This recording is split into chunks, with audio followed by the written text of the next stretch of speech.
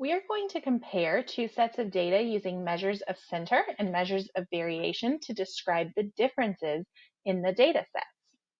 The first thing we need to know is how to find our measures of center and measures of variation. Our measures of center include mean, median, and mode. Mean is also called average. To find the mean, we add all of the numbers in a data set, then divide by the number of items in the data set. The median is the middle number in a data set. To find the median, the first thing we must always do is order our data from least to greatest. Next, we find the number in the middle. If there are two numbers in the middle of your data set, you must find their mean. Mode is the number or numbers that occur most often. If all of the numbers in a data set occur at the same frequency, then the data set is said to have no mode. Next, the measures of variation, also called measures of spread and also called measures of variability, include range, interquartile range, and mean absolute deviation. The range of a data set describes the spread of the entire data set. So it tells you how spread out your data set is from the smallest to the largest number. To find your range, you subtract the least number in the data set from the greatest number in the data set. Next is interquartile range. The interquartile range describes the spread of the middle of the data set. To find the interquartile range, you must first find the median of the data set.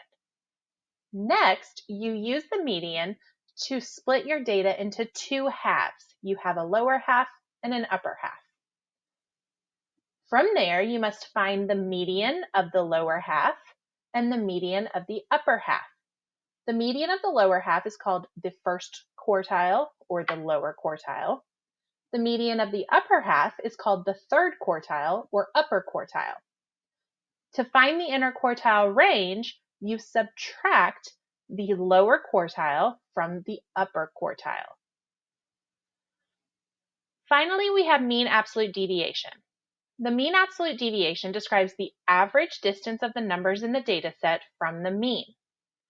To find mean absolute deviation, the first thing you must do is find the mean. Next, you are going to create a new data set by subtracting every number in the data set from the mean. As you do that, you need to make sure that you record those numbers because you are going to use those numbers as a new data set, and you have to find the mean of those differences. That mean will give you the mean absolute deviation. Now we are going to compare two different sets of data using measures of center and measures of spread. We're going to compare the lengths of garter snakes to the lengths of water snakes. So we're going to start by just looking at the garter snakes. Whenever I have a set of data and I need to find any measures of center or spread, it's always a good idea to write your numbers in order from least to greatest. So if I look at these numbers, they can be written in order from least to greatest: 15, 18, 21, 22, 24, 24, 25, 26, 28, 30, 32, and 35. Now, I'm going to find the mean first. To find my mean, I take every number in my data set and I add them together. So that's the first step to find mean. I'm going to do 15 plus 18 plus 21 plus 22 plus 24 plus 24 plus 25 plus 26 plus 28 plus 30 plus 32 plus 35. Now, when I add all of these together, and I highly recommend using a calculator and checking over your work more than once, I'm going to add these together and I get 300. Now, 300 is not the mean. 300 is just the sum of all of the lengths of the garter snakes. Now that I have this sum, I'm going to take it and I'm going to divide it by the number of items in the data set. So when I look at my data set, if I count, I have the lengths of 12 different garter snakes. So I'm going to take my sum of 300 and divide by 12. When I do 300 divided by 12, I get 25.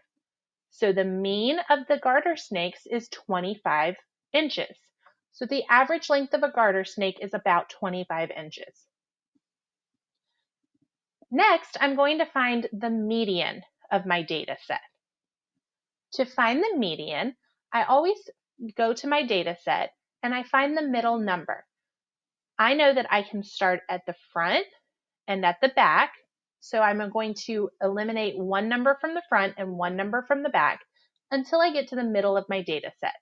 So 21 and 30, 22 and 28, 24 and 26.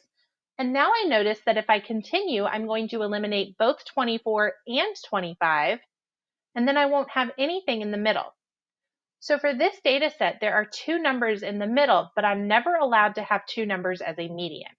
So if I have two numbers in the middle, then I'm looking for the median that's right between them. When I have two numbers in the middle of my data set, I have to actually find their mean. So that means that I'm going to add them together. So 24 plus 25, which gives me 49. And then I'm going to divide by 2. If I do 49 divided by 2, then I get 24.5. That means that the median of the set of data is 24.5. Next, I'm going to find the mode. The mode is the number or numbers that occur most often in my data set. So if I look, I notice that I have 24 that occurs more than once. And then if I look at the rest of my numbers, every other number occurs only one time. That means that 24 is going to be the mode of my data set. Now we're going to look at our measures of spread. So these tell us how spread out our numbers in our data set are. To find my range, I'm going to take my least number, which is 15, and subtract it from my greatest number, which is 35. So I'll do 35 minus 15, which gives me 20. That means that the lengths of garter snakes are spread out about 20 inches. Next, I'm going to find my interquartile range. To find interquartile range, the first step is to find the median. Now, we've already done that step. Once we find the median, we use the median to split our data into two halves. Now, with this data set, I noticed that I didn't actually have one number in the middle, which means that 24 is not the median, so it gets included in my lower half of my data. 25 was also not the median, so it gets included in the upper half of my data.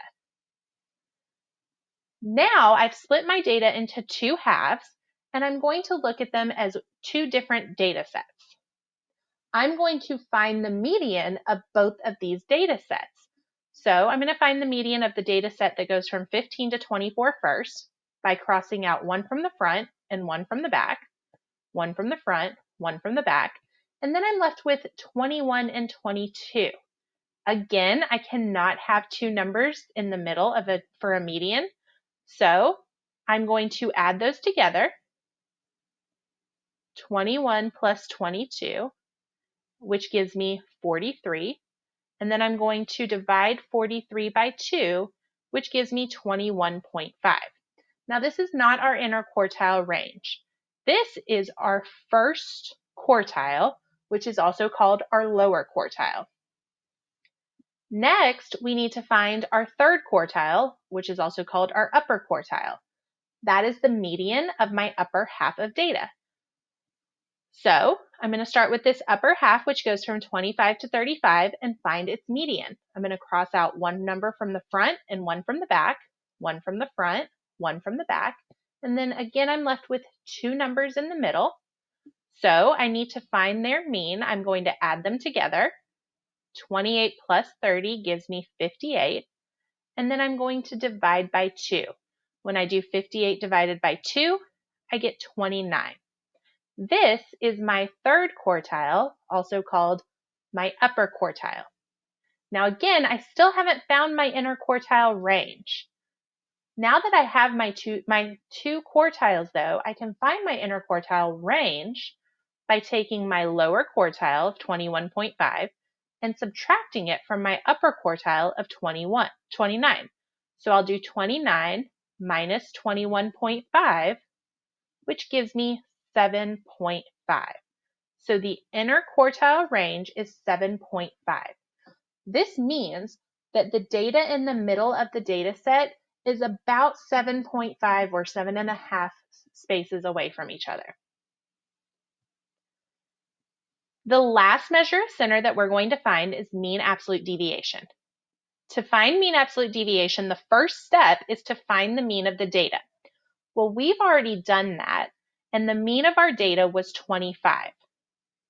The next step is to subtract every number from your data set. So from our original data set, we subtract every number from our mean, or we subtract the mean from the number in the data set. We always want to have positive numbers here.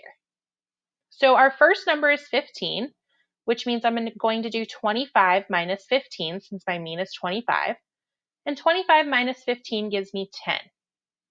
My next number is 18, so I'll do 25 minus 18, which gives me 7.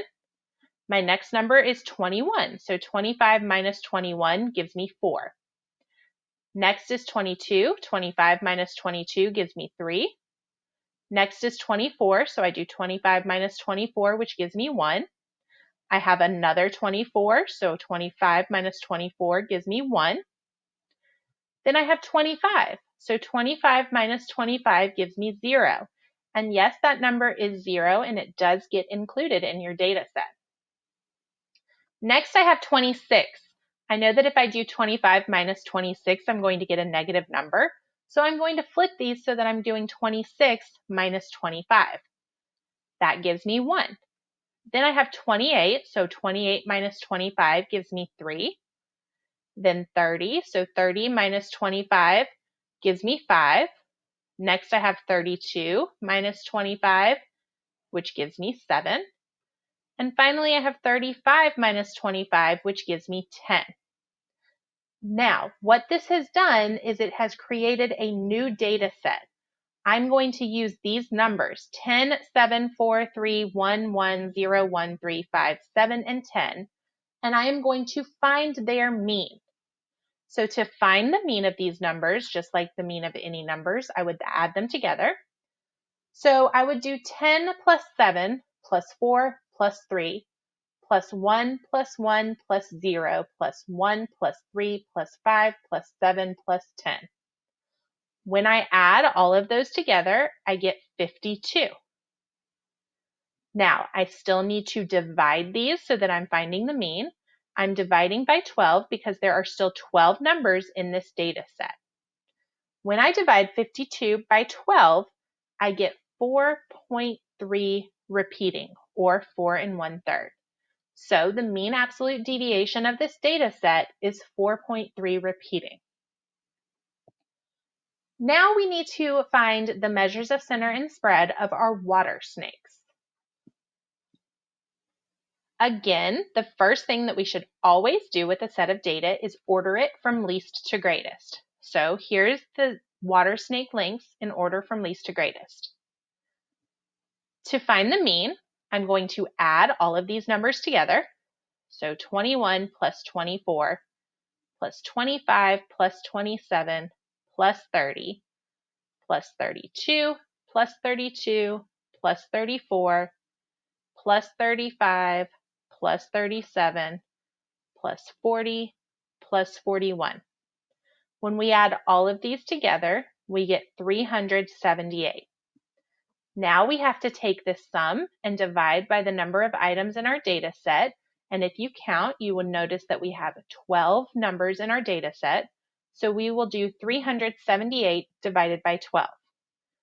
When we divide those, we get 31.5. So the mean, or the average length of a water snake, is 31.5. Next, we need to find the median. So we will do this by taking away one number from the front and one from the back, front, back, until we get to the middle. Front, back, front, back, and when I get to the middle here, I notice that I have two numbers. Now, neither of these numbers is actually the median. The median is actually in between those because I cannot have two numbers in the middle of my data set. What I'm going to do to find the median is add these together. So I would add 32 plus 32 to get 64. And then I would divide 64 by 2, which would give me 32. So the median of my data set is 32. Now it's important here to realize that even though both of these are 32, the median is not either of these 32s. It is actually the middle of these two numbers. Next, we're going to find the mode. The mode of the data is the number or numbers that occur most often. And if I look in my data set, I notice that all of my numbers occur one time, except for 32, which occurs twice. So because that one occurs more often than the other numbers, I'm going to say that that is our mode. Now we're going to find our measures of spread. To find the range, we're going to take our least number, which is 21, and subtract it from our greatest number, which is 41.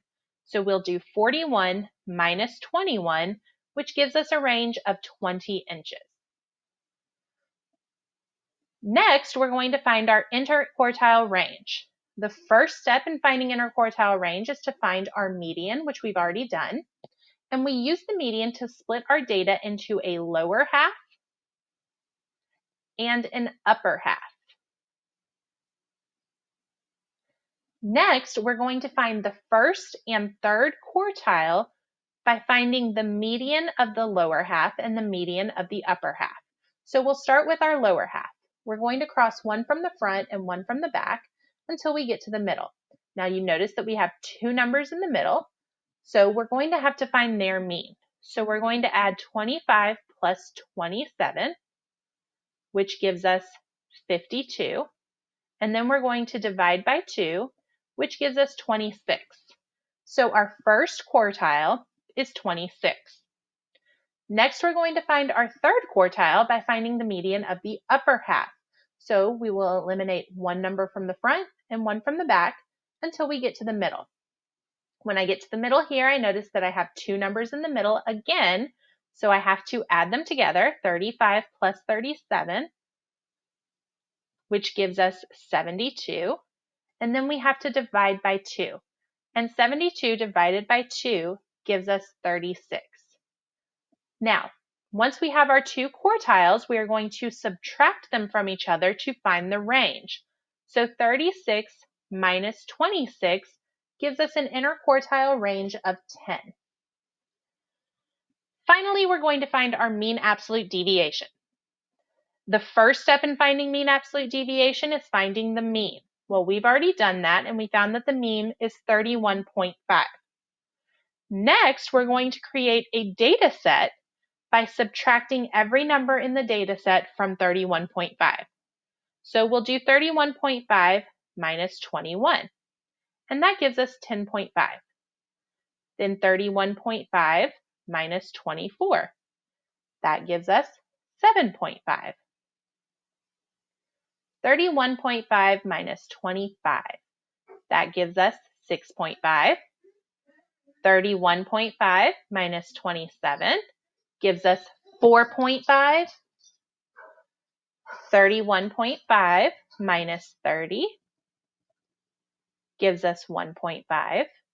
And next I have 32. I can't do 31.5 minus 32 without getting a negative number, so I'm going to switch these. And I'm going to do 32 minus 31.5, which gives me 0.5.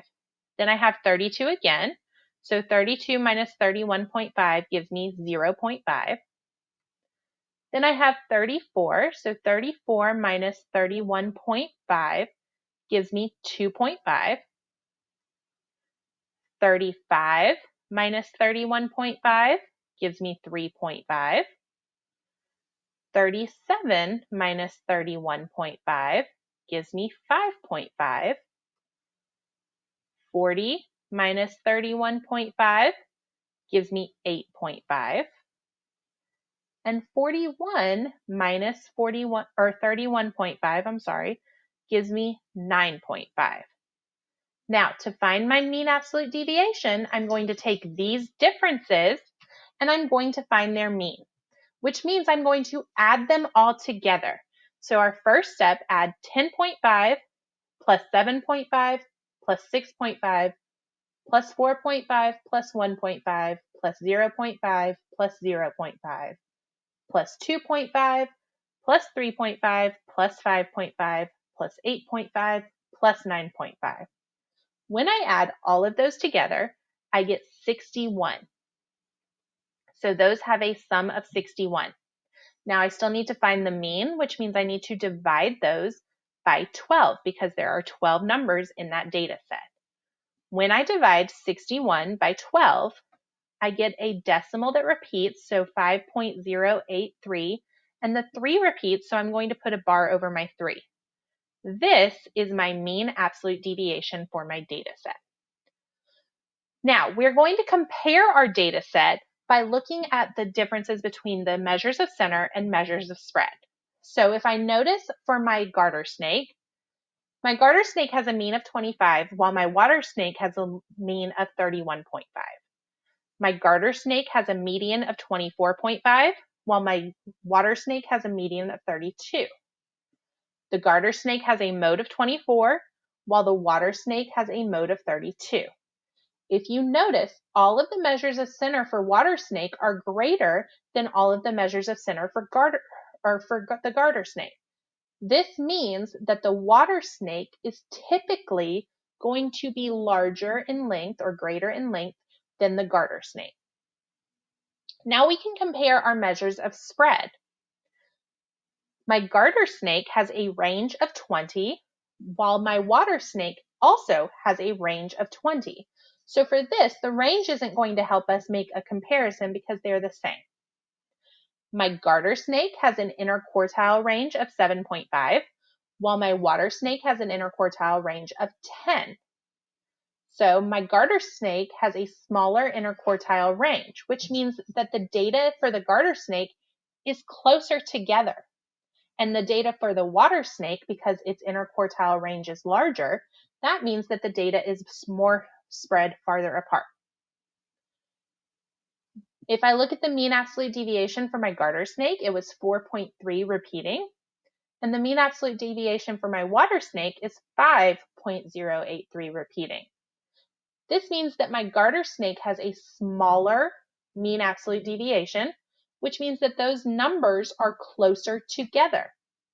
So, to write a summary about this set of data, I would compare the typical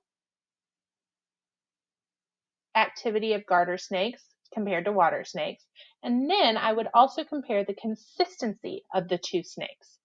So I would say that because the mean and median for water snakes are higher, this means that the length of water snakes is typically greater than the length of garter snakes. I would also compare measures of spread. The interquartile range and the mean absolute deviation are lower for garter snakes, which means that their lengths are more consistent.